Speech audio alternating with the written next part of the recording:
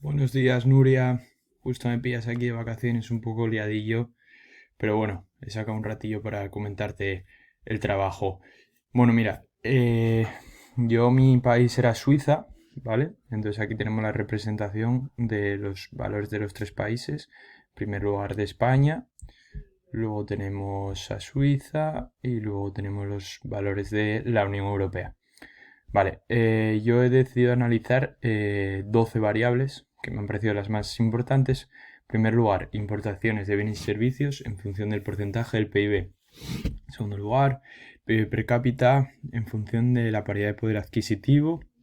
Luego tenemos el PIB per cápita en dólares. Tenemos las exportaciones de bienes y servicios, otra vez en función del porcentaje del PIB. La inflación, según el índice de deflación del PIB. A continuación, el desempleo, en este caso total, en función del porcentaje de la población activa. Otra variable que me ha parecido interesante de añadir es el desempleo en mujeres, ya que es un dato que últimamente se analiza mucho. Por otro lado, tenemos la deuda del gobierno central. A continuación, la recaudación impositiva.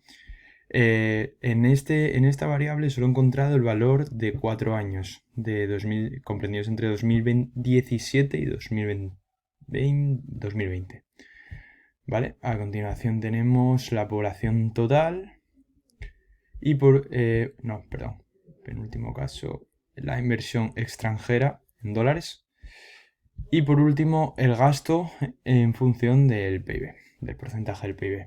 Bueno, y estas mismas variables pues las he repetido tanto para Suiza como para la Unión Europea. Tenemos todos los análisis de datos. Y luego he decidido analizar en diversas gráficas estas variables. Bueno, tenemos en primer lugar en la línea azul España, en la línea naranja Suiza, por último en la línea gris la Unión Europea.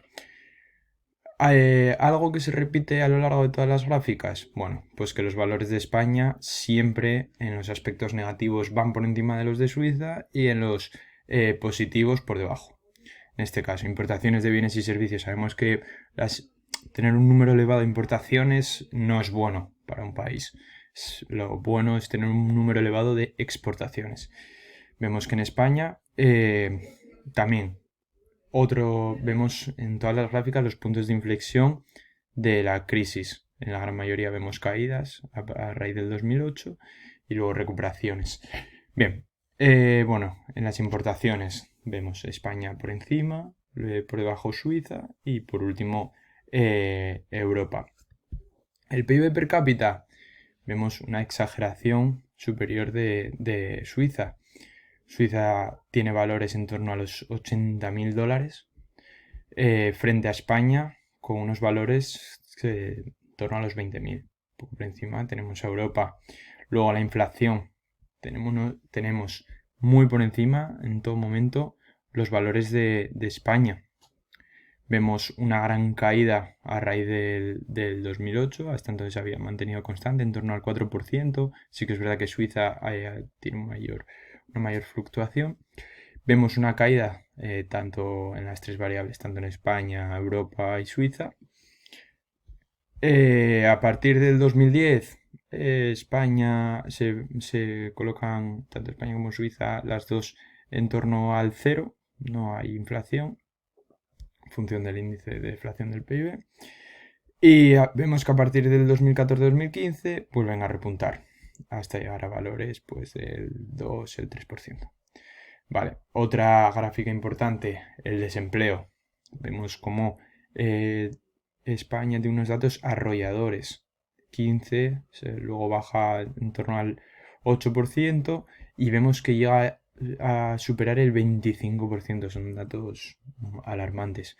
Sin embargo, vemos Suiza cómo se mantiene todo el rato por debajo del 5% y muy, muy constante en ese dato, más o menos del 5%.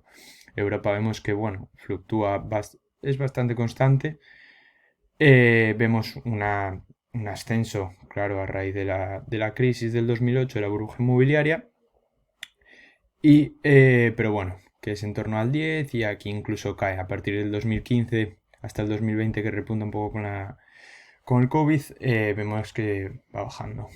Bien, inversión extranjera, vemos que tanto en Suiza como en España es prácticamente cero. Sí que vemos que en Europa hay mayor inversión, hay varias fluctuaciones.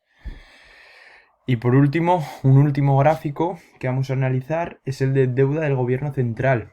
Este me ha parecido bastante significativo a la hora de analizar los países. Vemos que España, bueno, los primeros años hasta el estallido de la burbuja va disminuyendo la deuda y vemos como a partir del 2008 tiene un crecimiento bestial hasta llegar a pico del 140% del PIB. Es una brutalidad. Vemos, sin embargo, como Suiza empieza un poco por encima del 20% y va en disminución hasta mantenerse, pues eso, en un 20% cuando empezó en un 24%. Bueno, está claro que estamos analizando dos países muy distintos, ya que Suiza es una superpotencia económica frente a España, que es una... no deja de ser un país desarrollado, pero bueno, no está para nada a la cabeza de Europa. Recordando que, bueno, que Suiza tampoco está fuera, lo cual es distinto también.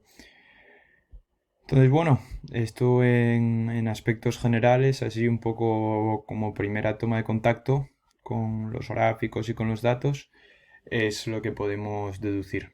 Así que nada, nos vemos en la siguiente clase.